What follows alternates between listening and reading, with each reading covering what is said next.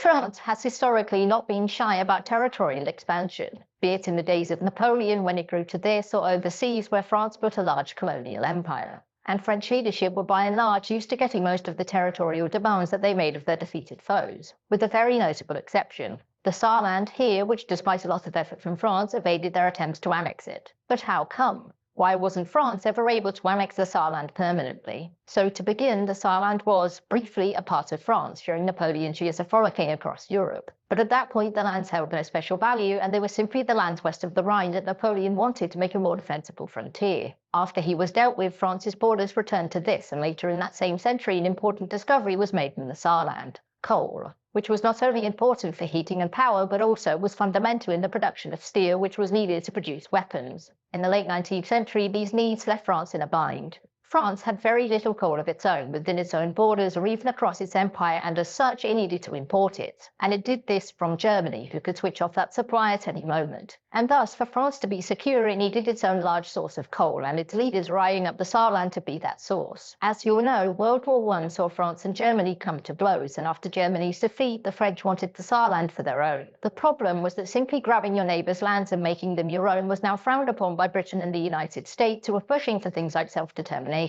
In Europe, that is, not the rest of the world. Nobody asked them. Since the Saarland was populated by Germans, the French opted not to grab it for their own, but to do something a bit more subtle and clever. It was broken off of Germany and made into a League of Nations mandate for 15 years. And at the end of such time, there would be a referendum to decide on whether it would return to Germany, stay independent, or join France. And the French thought that given Germany's issues, it was likely that the people of Saarland would overwhelmingly vote to join France, but fun fact, no. This may surprise you, but there was a Second World War, which Germany, sticking with tradition, lost as well. And the French, still in need of that sweet, sweet coal, figured that they'd give grabbing the Saarland one more go.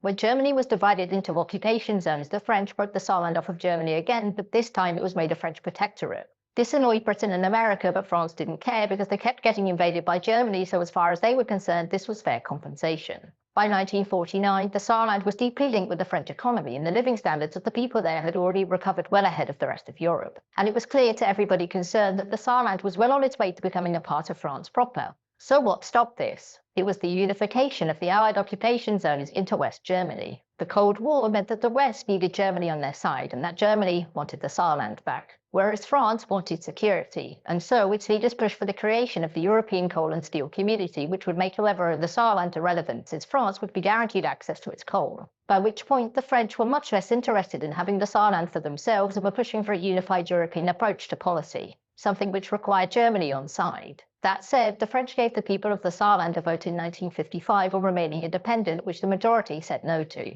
And 2 years after this, the Saarland was reincorporated into Germany, where it remains today.